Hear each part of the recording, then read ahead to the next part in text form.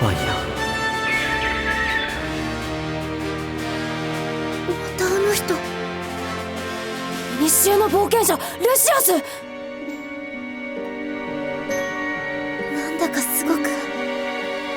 このラカは必ず。What's going on, trainers? All right, so we just completed episode number 23 of Pokemon Horizons, and I think, as you guys know, it's no secret I am a huge Pokemon fan. Today I'm rocking my Snorlax shirt. Got my new Rowlet back there. You see that Rowlet? Look at it. Look at it. It's just sleepy. You know, I have all my Pokemon stuff. I'm a huge Pokemon fan. Have been for over 20 years now. And I just love Pokemon. It's such a big part of my life. It's continued to be a big part of my life, and I am so pleased and enamored and awed and over the moon with how Pokemon Horizons is really like playing out and fleshing out so far. Episode 23, I think, was such an important episode because I want to make this really strong distinction, and that is really great writing and the product that we're getting in Pokemon Horizons. And they're one and the same. And I think I'm just so positively taken aback in such a good way from this show so far. And what I mean by that is, like, this was such an impactful episode because it did a couple of things. It established that your bond, it established once again that your bond with your Pokemon, right?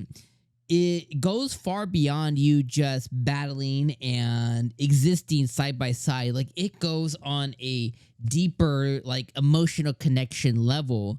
And, we knew that already, right? Like, if you've been watching Pokemon historically, we know that, like, your Gusto and your Fever, right? Not Fever, but Fever, like Fever, can really, provide additional power to Pokemon. A lot of times, when we're playing the game and stuff like that, it's typically like, level up or a held item or, do they evolve at night and stuff. But when it comes to the show specifically, they put a really strong focus on your friendship level and your bond level with Pokemon. That's the main cause of them powering up, learning to move, overcoming something, evolving, all of that stuff. And this episode really took us to that place once again, introducing us with Liko, and not only the bond that she has with Arboliva, not only the bond that she has with, I keep wanting to say 𝐜𝐻𝐻, but with Sprigatito, but also the bond that she has with Terapagos as well, too.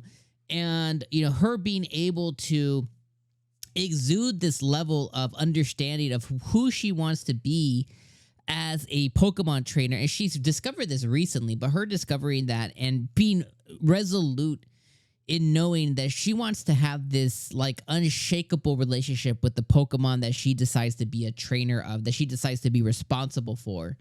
And then what that did is it got Arboliva to act, it got Terapagos to act, it got Sprigatito to come and act and do leafage and overcome.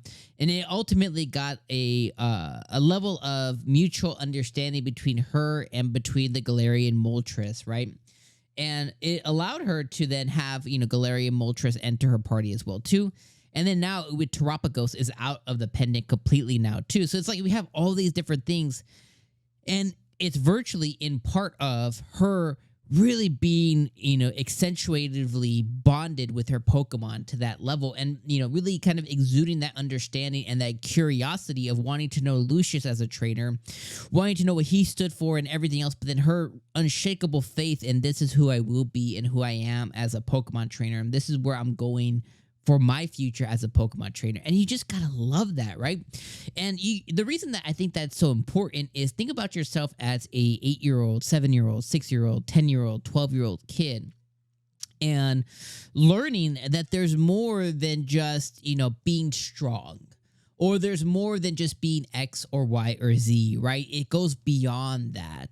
And what's cool is, again, putting yourself back into, in the mode of a kid. I don't have my Switch on me, but you can see my Switch controller over there, and excuse the mess back there. But as you're playing the game, right, you can really feel, you can like grab your Switch and, really be like, come on, Charizard, come on, whoever Pokemon is your favorite, come on, Pikachu, Thunder, and you can really like, you feel like if I just put a little bit more energy and excitement into it. I might be able to win this battle that I shouldn't because I'm 5 levels under, 10 levels under. Maybe I have a type advantage, or maybe I don't have a type advantage. I'm in this raid. It's such a cool thing for kids to associate with, and when it works out for them, like you can imagine that bright smile. I can see my kids be like this, they like it's those moments that maybe they overcome something in the game, like when my daughter or when my son, no, more recently, my son beat Team Star, all of Team Star, and all the leaders in Pokemon, and he did this maybe a couple months ago when he was 5 still, right? Because he just turned 6, so he's little. So, he just did this. He ran. He was like, I beat Team Star. And I was like, yeah, let's effing go. You know what I mean? Like, it's just such a cool moment. And when they have something to associate with something that they're playing, right? Like, it's a really cool vibe, And I think I really love this episode overall. Like, I think it really instilled that. And there was a lot of those moments that happened in the original Pokemon, first season, second season, Orange Islands, that I really think back through, right? I think back through the Diamond and Pearl series, right? Like there were so many different moments that Ash had these kind of moments back in the original show. This level of bond. They're always bonding with Pikachu, when he bonded with Snorlax, when he bonded with Tauros, when he bonded with Charizard, when he bonded with Butterfree. When he had these moments with Bulbasaur, Squirtle, right? Like when he had these moments with Gligar, and he was falling off the mountain, and it evolved into Gliscor. Like he had these moments over and over and over again. And this was another moment now for our new character, Liko, to share with Sprigatito, and to share with Terapagos, and to share with Arboliva, and now her Moltres, right? And eventually share some really cool moment with Lucius as he kind of passes the buck to her. I think that's kind of where we're going. So anyways, over the moon. Really love this episode, and it just makes me even more excited for what's to come, because I'm like, yeah, this is the stuff. Like, this is the juice, I hope you guys are as excited as I am. If you're not, hey, totally cool. I completely get it. My excitement is personal. It's my own, and I just want to share that with you guys. But let me know how you guys are feeling about it. If you're on that same level, if you weren't thinking about it in that light, if you are maybe now, or if you're not really digging it, let me know why too. With these shows too, these ones are definitely a strong example, or a show that you could definitely pause and come back in 20, 30, 40 episodes and then kind of like pick up again. So anyways, let me know what you guys think about this episode and the series so far in the comments. And trainers, I'll see you guys in the next one. Also, make sure you guys check out my gaming channel. I have a ton of videos recorded for my gaming channel for Pokemon Scarlet and Violet. I just have not had time to do anything with them. So hopefully check out my gaming channel too for some videos there. All right, friends. Peace out.